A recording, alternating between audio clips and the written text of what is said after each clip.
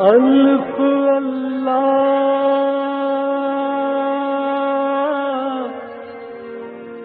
چمبے دی بوٹی میرے من وچ مرشد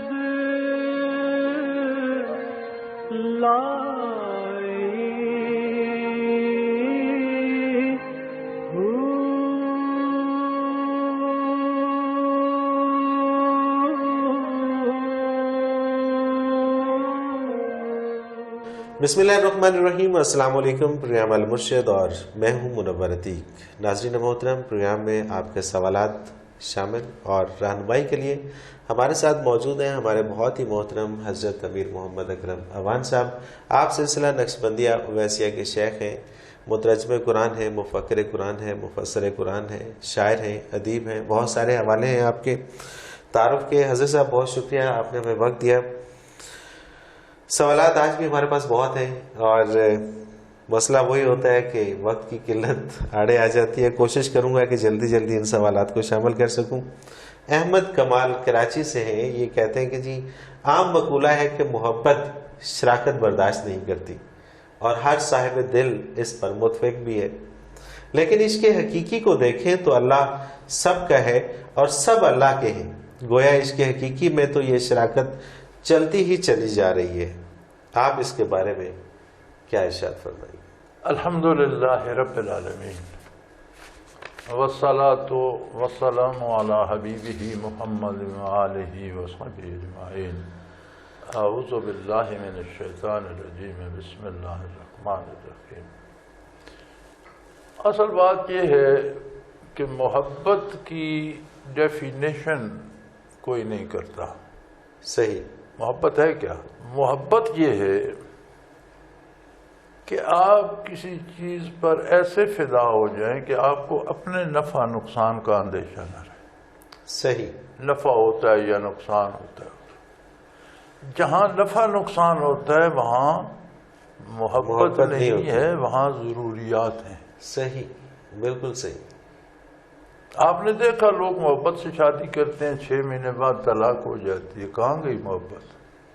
ایک دوسرے کی ضرورت تھی، جن سے مخالف کی، ایک کشش ہوئی، دل بھر گیا، ختم ہو گیا۔ صحیح۔ حقیقتاً اگر محبت ہو تو محبت کا محل ہی اللہ اور رسول ہیں، کسی دوسرے سے محبت ہو ہی نہیں سکتی۔ بالکل صحیح بات، بالکل صحیح بات۔ اللہ اور اللہ کے رسول کے علاوہ جہاں آپ محبت کریں گے، آپ تجزیہ کریں تو وہ آپ کی ضرورت ہوگی، محبت نہیں ہوگی۔ بالکل صحیح۔ اب عجیب بات ہے کہ جہاں ضروریات ہوتی ہیں وہاں کوئی دوسرا بھی ساتھ آ جائے تو ظاہر رقابت اور لڑائی ہو جاتی ہے۔ اللہ اکبر۔ یہ تو سارا مجھے چاہیے تھا، کچھ یہ بھی لے جائے گا۔ اللہ اکبر۔ تو لڑائی تو ہوگی، کیونکہ ضرورت ہے نا۔ یہ ٹیبل میں لینا چاہتا ہوں، ایک اور بھی آ جاتا ہے کہ مجھے بڑا پیارا لگ رہا ہے، تو مجھے وہ بندہ اچھا تو نہیں لگے گا، رقابت آ جائے۔ صحیح۔ یہ ضروریات میں جھگڑا ہوتا ہے، محبت میں نہیں ہوتا۔ جب محبت ہوتی ہے تو محبت میں شراکت اس طرح سے نہیں ہوتی کہ جس قدر ٹوٹ کر آپ چاہ رہے ہیں، آپ کی تمنا ہو کہ مجھ سے کوئی بڑھ نہ جائے۔ اللہ اکبر، بالکل صحیح۔ یعنی یہ شراکت وہاں بندے کو پریشان کرتی ہے کہ میری محبت کم نہ پڑ جائے، کسی دوسرے کا جذبہ اس سے بڑھ نہ جائے۔ سبحان اللہ، سبحان اللہ۔ شراکت کے 2 طرح ہے نا۔ ایک تو یہ ہے کہ ایک چیز آپ کو چاہیے، ایک گلوب آپ کو چاہیے، میں کہتا ہوں مجھے بھی بڑا پیارا لگ رہا ہے، تو لڑائی تو ہوگی، دل میں تو فوراً آ جائے گی بات کہ بھئی یہ تو اب یہ سے توڑیں گے یا بانٹیں گے، یہ نہیں چاہیے، یہ بندہ نہیں ہونا چاہیے، کہ نہیں؟ بالکل صحیح۔ تو یہ رقابت ضروریات میں ہوتی ہے۔ ہم نے ضروریات کو محبت کا نام دے رکھا۔ دیکھیں نا، والد کو بچے بڑے پیارے ہیں، بڑی محبت ہے۔ ایک بچہ آوارہ ہو جاتا ہے، کمائی نہیں کرتا، کہاں جاتی ہے محبت؟ صحیح بات ہے۔ وہ گھر سے نکال دینا، تو یار محبت تو لازوال جذبہ تھا، وہ کہاں گئی؟ ضرورتیں ہیں، بالکل صحیح۔ ضرورتوں میں جب کوئی دوسرا شریک ہوتا ہے تو لڑائی ہوتی ہے۔ جہاں محبت ہوتی ہے وہاں شراکت اس طرح گوارا نہیں ہوتی کہ کوئی محبت کرنے میں مجھ سے نہ بڑھ جائے. سبحان اللہ سبحان اللہ. یعنی انتہا تک میں پہنچوں، دوسروں سے پہلے پہنچ جاؤں، پھر دوسروں کے ساتھ لڑائی نہیں ہوتی، پھر ہم سفر ہو جاتے ہیں سارے، ایک دوسرے کے معاون بن جاتے ہیں سارے، ایک دوسرے کی مدد کرتے ہیں سارے. آپ منزل ایک ہو جاتی ہے. کب سے حضور اکرم صلی اللہ علیہ وسلم سے لوگ محبت کر رہے ہیں اور قیامت تک کرتے جائیں گے. جب حضور سے محبت کرتے ہیں تو ان کی آپس میں بھی محبت ہو جاتی ہے. سبحان اللہ. بے جب شک اللہ سے محبت کرتے ہیں تو ان کی آپس میں بھی محبت ہو جاتی ہے، اس لیے کہ وہ مل کر ایک چوٹی سر کرنا چاہتے ہیں. سبحان اللہ. آپ نے دیکھا کیٹو پر چڑھنے والوں کو ایک دوسرے کے ساتھ رسے باندھ کر کھینچ رہے ہو. بالکل بالکل، ساتھ لے کے چلتے ہیں، ساتھ لے کے چلتے ہیں. اسی طرح محبت جب اپنے مقام پہ آتی ہے تو پھر وہ ایک ہجوم کو ساتھ لے کے چلتی ہے، اسے سب محبوب، اس حوالے سے اسے سب محبوب ہو جائے. سبحان اللہ سبحان اللہ. محبوب تو اللہ ہے، آپ کے دل میں ہے تو آپ بھی محبوب ہو گئے، ان کے دل میں ہے تو وہ بھی محبوب ہو گئے. سبحان اللہ. کیونکہ محبوب کا جلوہ ہے نا ہر جگہ. اور پھر کوشش یہ ہوتی ہے کہ شراکت سے مراد یہ ہے کہ جتنا میں چاہ رہا ہوں اتنا چاہوں کہ کوئی اس کا مقابلہ نہ کر سکے. سبحان اللہ. اب کتنا ہے یہ اللہ جانے، بندہ جانے. بے شک بے شک. تو یہ جو رکاوٹ بنتی ہے یہ ضرورتوں میں پڑتی ہے، اور یہ فرق ضرورت اور محبت کا یہ پتہ ہونا چاہیے. تو پھر یہ معاملہ کلیئر. پتہ ہونا. صحیح. حمیرہ راحت ہیں حیدرآباد سے، یہ کہتی ہیں کہ سورہ بقرہ میں ارشاد ہے کہ جن لوگوں کو ہم نے کتاب عطا کی وہ اس کو پڑھنے کا حق ادا کرتے ہیں، یہی لوگ اس پر ایمان لاتے ہیں. میری یہ رہنمائی فرما دیجئے کہ یہاں پڑھنے کا حق ادا کرنے سے کیا مطلب ہے؟ بات پھر کہ وہیں آ جاتی ہے. آپ کے سوالات بڑے مزے کے ہوتے ہیں اور بڑے میرے نہیں جی، یہ پبلک کے سوالات ہیں، مجھے اچھے لگتے ہیں. بات وہیں آ جاتی ہے کہ آپ ایک حقائق پڑھتے ہیں، آپ نے پڑھا، تھوڑی دیر انجوائے کیا، کتاب رکھ کے سو گئے، صبح اٹھے تو دل خالی تھا. صحیح. اس سے آپ کی عملی زندگی پہ تو کوئی اثر نہیں ہوا، فرق نہیں پڑا. کتاب اللہ کی جو ہے یہ افسانہ، ناول یا حقائق نہیں ہے. صحیح. اللہ کی کتاب اللہ کے احکام ہے، سبحان اللہ. دعوت عمل دیتی. اس کے پڑھنے کا حق یہ ہے کہ جو آپ پڑھیں اس پر توفیق عمل نصیب ہو اور اسے اپنائیں. سبحان اللہ. بالکل صحیح. اگر آپ اپناتے نہیں ہیں تو آپ نے پڑھنے کا حق ادا نہیں کیا. آپ نے ایک ناول کی طرح، ایک افسانے کی طرح، ایک حقائق کی طرح پڑھ کے انجوائے کر لیا. پڑھنے کا حق تب ادا ہوگا کہ جہاں وہ روک کے ان چیزوں سے رک جائیں جو عمل کرنے کا حکم دے وہ کریں، جس بات پر یقین کرنے کا حکم دے اس پہ جم جائیں، جس کا انکار کر دے اسے چھوڑ دیں. یہ پڑھنے بالکل صحیح. یہ پڑھنے کا حق ادا اس طرح سے ہوگا. بالکل صحیح بالکل صحیح. باقر خان ہیں جی پشاور سے، یہ کہتے ہیں قوم لوط پہ عذاب نازل ہونے سے پہلے اللہ کریم نے فرشتوں کے ذریعے حضرت لوط علیہ السلام کو پیغام بھیجا کہ تم لوگ سحری کے وقت نکل جانا اور تم میں سے کوئی پیچھے مڑ کر نہ دیکھے. حضرت صاحب میرا سوال یہ ہے کہ ان کے پیچھے مڑ کر دیکھنے میں کیا حکمت تھی؟ اللہ اللہ اللہ، یار بڑی باریک باتیں نکال لاتے ہیں آپ. میں نہیں نکالتا، میں نے پہلے عرض کیا یہ ہمارے ناظرین ہمیں بھیجتے ہیں، میں پیش کرتا ہوں. ماشاء اللہ ماشاء اللہ، بڑی دور رس نظر ہے ان کی. اب بندہ جہاں سے رخصت ہوتا ہے پیچھے تبھی دیکھے گا جب اس کا پیچھے کوئی تعلق ہوگا. بالکل صحیح. گھر سے نکلے گا تو ہو سکتا ہے دیکھے نہیں تو سوچے تو صحیح. بچوں سے جدا ہوگا تو شاید گیٹ سے نکلتے ہوئے پھر نظر ڈال. تو اللہ کریم کی حکمت یہ تھی کہ پیچھے وہی دیکھے گا جس کا ان کے ساتھ تعلق ہوگا، کوئی قلبی تعلق ہوگا. بالکل صحیح. تو لوط علیہ السلام کی بیوی نے تو مڑ کے دیکھا اور اسی عذاب میں مبتلا ہوگی کیونکہ اس کا رابطہ تھا ان کے ساتھ. ان پر عذاب آیا تو اس نے کہا یار دیکھیں ان سے کیا ہو رہا ہے، کیوں ہو رہا ہے، اسی میں آ گئی. اب جن کا تعلق لوط علیہ السلام کے ساتھ اور لوط علیہ السلام کے حوالے سے اللہ کے ساتھ تھا، انہیں کوئی پرواہ ضرورت نہیں تھی پیچھے دیکھنے کی. پیچھے بالکل صحیح. تو اللہ نے فرمایا بھائی جو پیچھے دیکھے گا، یعنی جس کا دل وہاں اٹکا ہوا ہے وہ بھی ساتھ ہی جائے گا. بالکل صحیح، بالکل صحیح. یہ خالی دیکھنا نہیں ہے، یہ بات قلبی تعلق کی ہے. صحیح. کوئی تعلق ہوگا تو مڑ کے دیکھے گا. Definitely definitely. اگر ان سے تنگ آیا ہوا ہے، ان کے گناہوں سے گھبرایا ہوا ہے اور ان کی برائیوں سے ماتم کو، اسے مڑ کر دیکھنے کی ضرورت ہی نہیں ہے، وہ تو آگے ہی دیکھے گا، اس کا تو پیچھے تعلق ہی نہیں ہے. صحیح. تو یہ فرمایا کہ برائی سے ادنا تعلق بھی نہ رکھو. سبحان اللہ، سبحان اللہ. یعنی ہم کہتے ہیں نا چلو جی میں کوئی گانا گا رہا ہوں، یہ تو ناچ کود تو کوئی رہا ہے، بیٹیاں کسی کی ناچ نہیں ہیں، گانا کوئی میں بھی سن لوں. نہیں، چھوٹا سا تعلق بھی نہ رکھو. صحیح. بیٹیاں بیٹیاں ہیں، بیٹیاں کسی کی نہیں ہوتی. سبحان اللہ.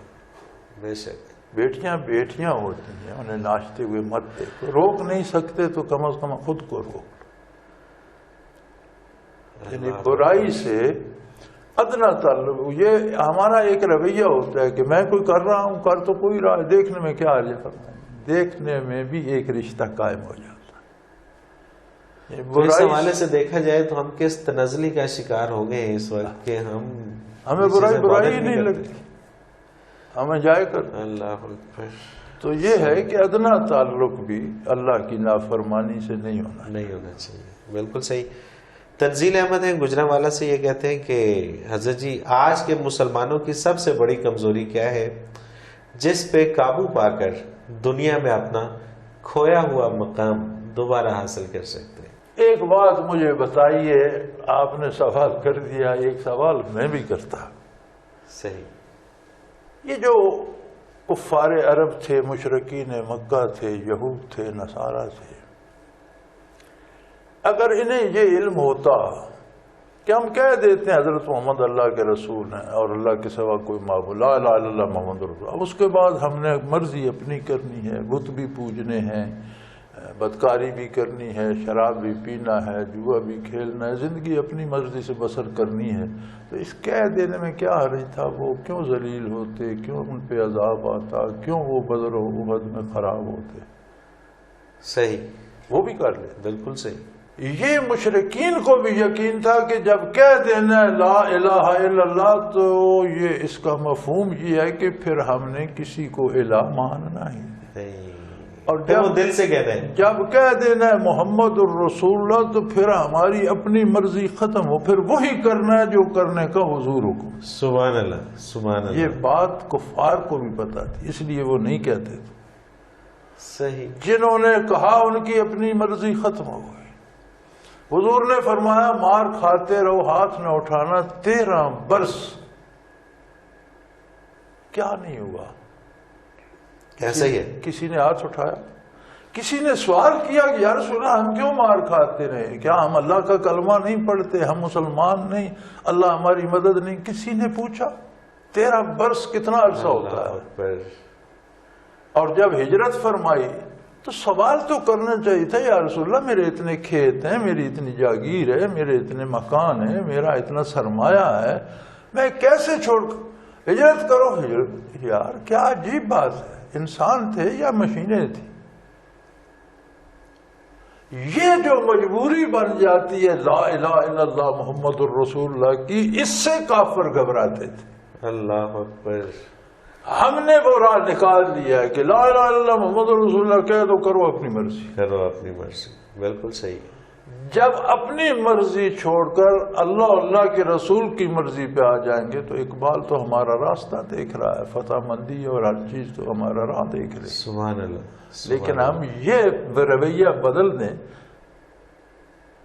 کہ لا الہ الا اللہ محمد رسول اللہ کہہ کر مرضی اپنی سے جئیں تو پھر بالکل صحیح.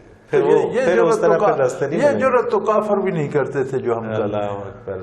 اس کا مطلب ہے کہ ان کا اعتقاد، ان کا ایمان ہم سے زیادہ مضبوط تھا کہ انہیں یہ پتا تھا کہ اگر یہ کہہ دیا تو پھر کرنا ہے، اس لیے کہتی ہی نہیں. صحیح. بالکل صحیح.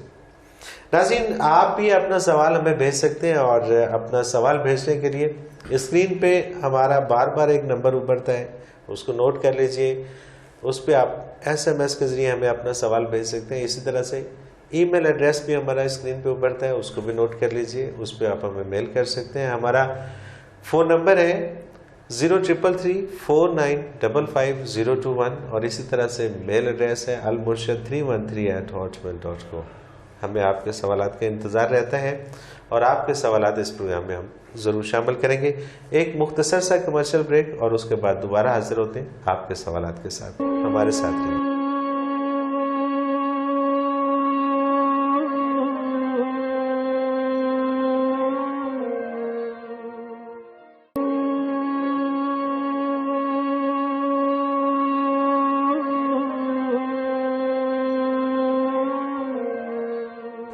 پروگرام میں ایک بار پھر خوش آمدید ناظرین، آپ کے سوالات ہیں اور رہنمائی کے لیے ہمارے ساتھ موجود ہیں ہمارے بہت ہی محترم حضرت امیر محمد اکرم اوان صاحب۔ آپ سلسلہ نقشبندیہ اویسیہ کے شیخ ہیں، مترجم قرآن ہیں، مفکر قرآن ہیں، شاعر ہیں، ادیب ہیں۔ حضرت جی ایک بڑا میرے لیے بھی بڑا انٹرسٹنگ سوال ہے، میں بھی جاننا چاہوں گا۔ اظہر خورشید ہیں فیصل آباد سے، یہ کہتے ہیں کہ جی فیض اور برکت ان دونوں میں کیا فرق ہے؟ برکت سے مراد ہوتی ہے کہ بندہ محنت تھوڑی کرتا ہے، نتیجہ زیادہ حاصل ہو جاتا ہے۔ صحیح۔ برکت سے مراد ہے آپ نے کھانا 5 آدمیوں کا بنایا، بندے 10 آ گئے، 10 کو پورا ہو گیا، یہ برکت ہے۔ برکت ہے کسی کام میں، کسی مجاہد، کسی محنت میں جتنا آپ نے کیا ہے اس سے زیادہ مل جائے، سبحان اللہ۔ ٹھیک۔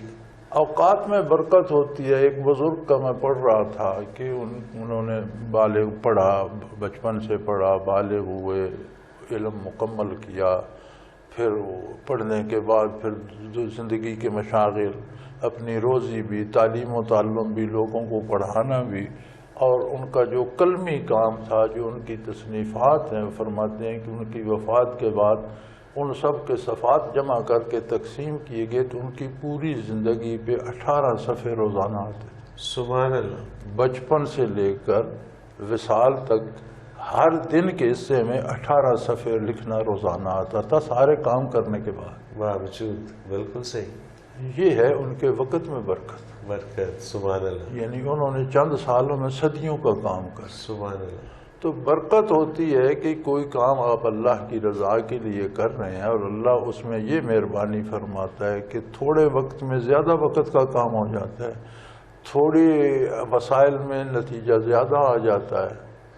یہ برکت ہوتی ہے کہ کسی کام میں بہت اضافہ ہو جائے، اور جو اصولاً جو نتائج آنے چاہیے تھے ان سے بڑھ کر یہ برکت۔ بالکل صحیح۔ اور فیض ہوتا ہے کسی سے کیفیات قلبی کا حاصل کرنا۔ صحیح۔ فیض ہوتا ہے ایک کیفیت جو کسی کے قلب میں ہے، آپ اس سے لیتے ہیں، آپ کے دل میں آتی ہے اور آپ کی زندگی بدل جاتی ہے، مثبت ہو جاتی ہے، تو اسے آپ فیض کہتے ہیں۔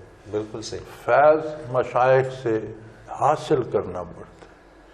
برکت اللہ کی طرف سے ہوتی ہے کہ آپ کوئی کام خلوص سے اللہ کے لیے کر رہے ہیں تو اس کے نتائج میں آپ کی محنت سے زیادہ نتیجہ پیدا کر۔ سبحان اللہ۔ یہ فرق۔ سبحان اللہ۔ ڈاکٹر عائشہ ستوت ہیں جی لاہور سے، یہ کہتے ہیں کہ میرا پہلا سوال تو یہ ہے کہ قرآن پاک کے مطابق اللہ تعالیٰ کسی پہ اس کی ہمت سے زیادہ بوجھ نہیں ڈالتا، لیکن دیکھنے میں آتا ہے کہ بعض لوگ ایسی تکالیف میں مبتلا ہو جاتے ہیں کہ ذہنی توازن کھو بیٹھتے ہیں، یعنی بات ان کی ہمت سے بڑھ جاتی ہے۔ دوسری بات میں یہ پوچھنا چاہتی ہوں کہ آج کل نفسیاتی مریضوں میں موت کا خوف بہت زیادہ ہے، اسلامی نقطہ نظر سے اس کی وجہ اور علاج کیا ہے؟ آپ کے سوال کا جو پہلا جز ہے وہ تو سمجھ میں غلطی ہے۔ اصول یہ ہے لا یکلف اللہ نفسا الا وسعها، اللہ کسی جان کو ایسی تکلیف نہیں دیتا جس کی اس میں ہمت نہ ہو. ہو. اس سے مراد بیماری یا ذہنی تکلیف یا بخار وغیرہ نہیں ہے. اس سے مراد یہ ہے کہ اللہ کی طرف سے جو ذمہ داریاں ڈالی جاتی ہیں وہ ہر بندے کی استطاعت کے مطابق ہوتی ہیں. صحیح.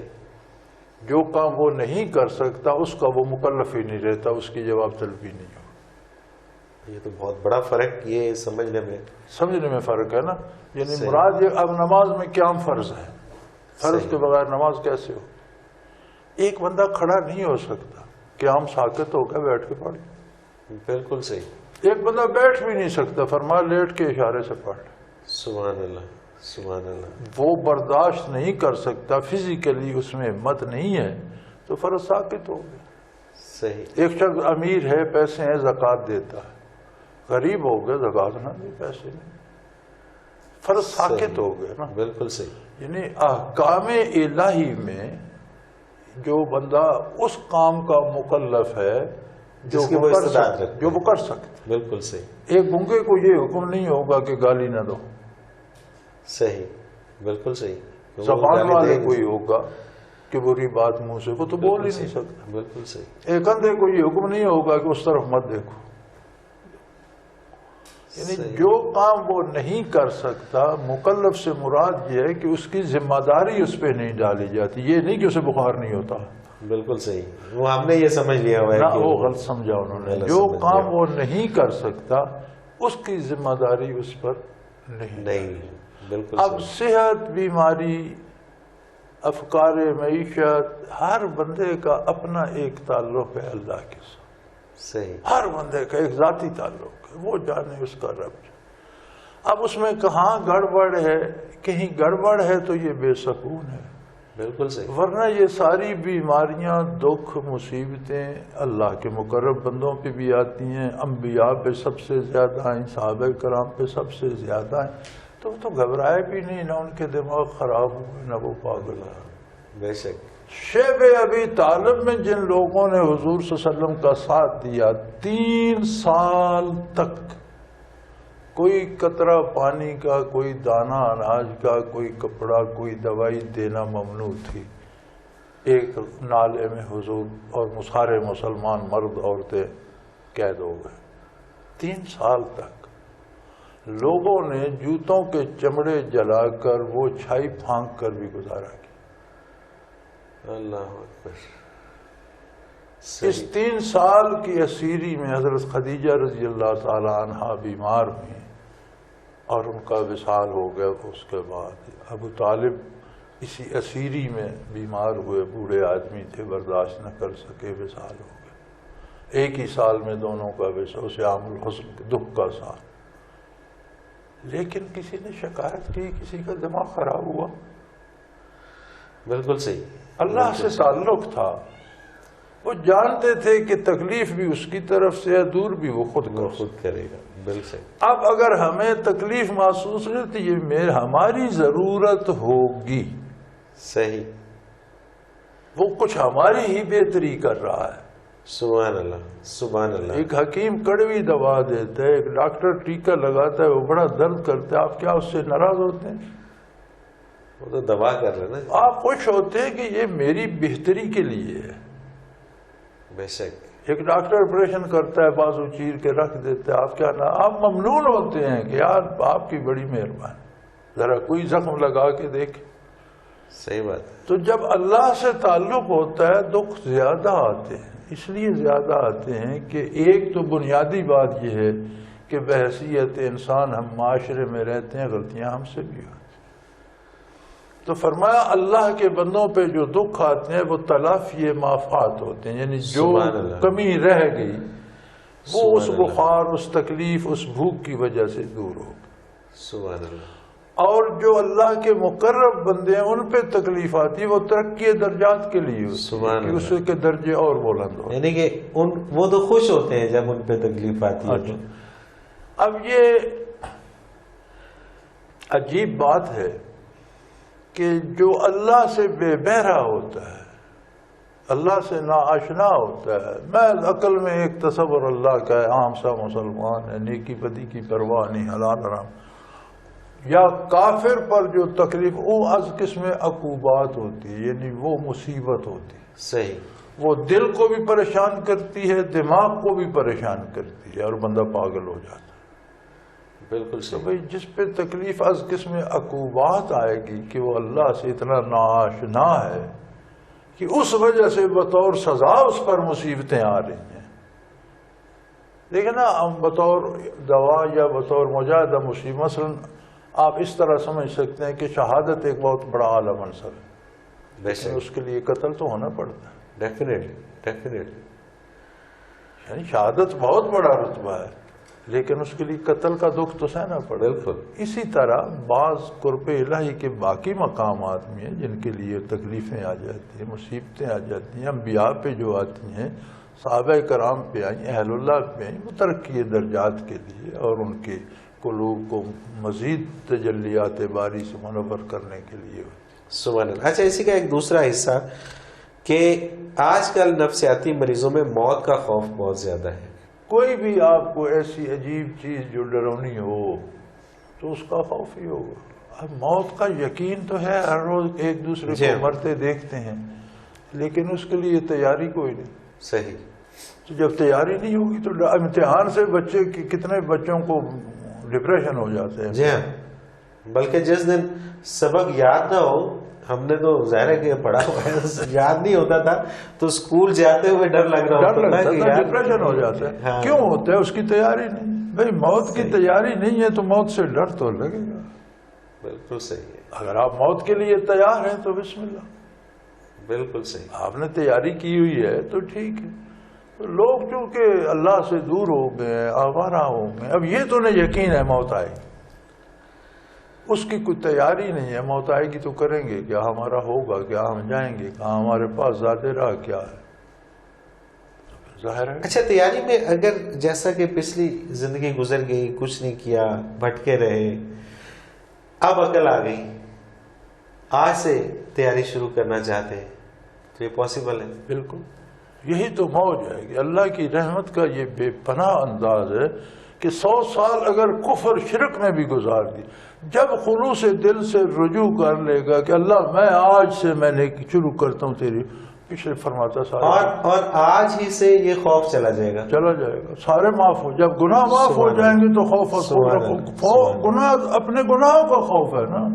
بے شک، بے شک، ہم عدالت جاتے ہوئے کیوں ڈرتے ہیں؟ ہم نے جرم کیا ہوتا ہے، جرم کا خوف ہوتا ہے، عدالت میں تو کوئی لٹھ لے کے تو نہیں بیٹھے کہ وہ مارے گا۔ بالکل صحیح، بالکل صحیح، یعنی بالکل جب جرم کوئی نہیں تو پکڑے گا کوئی کیوں، عدالت کوئی کیوں لے جائے۔ اور یہ بڑی اس امت پہ اللہ کی بہت بڑی رحمت ہے کہ جس وقت جب بھی توبہ کر لو، التائب کما، توبہ کرنے والا ایسا ہے کما لا ذنب لہ، جیسے اس نے کوئی گناہ کیا ہی نہیں۔ سبحان اللہ، سبحان لیکن اللہ، توبہ کا مطلب زبانی توبہ نہیں ہے، دل سے توبہ، عملاً تبدیلی آ جائے، عقیدہ درست ہو جائے، کردار درست ہو جائے، فرمایا پہلے سارے گناہ ختم۔ تو جس کو بھی موت سے خوف آتا ہے وہ آج سے اس پہ عمل کرنا شروع کر دے ختم ہو جائے۔ تو اس کا خوف ختم ہو جائے گا۔ جلیل سلطان نے پنڈی بہاؤدین ہے، خواہش نفس کی عبادت سے کیا مراد ہے؟ کیا نفس کی ہر خواہش ہی ایسی ہوتی ہے کہ اسے رد کر دیا جائے؟ نفس کی جو خواہش احکام الہی کے خلاف ہو اسے نفس کی خواہش کہے۔ صحیح، دل میں جو خواہش اللہ کے حکم کے مطابق ہے وہ حکم الہی کہلائے۔ صحیح، آپ نفس کہہ لیں، آپ قلب کہہ لیں، جو خیال آپ کے دماغ میں اللہ کے حکم کے مطابق آتا ہے وہ تو اللہ کا حکم ہوگا۔ بے شک، جو اللہ کی اطاعت کے خلاف آئے گا وہ خواہش نفس کی۔ نفس کی، اگر آپ اس پر عمل کریں تو آپ نفس کی عبادت اطاعت کا نام ہے نا، بے شک، آپ اس کی عبادت کر رہے ہیں۔ بے شک، صحیح۔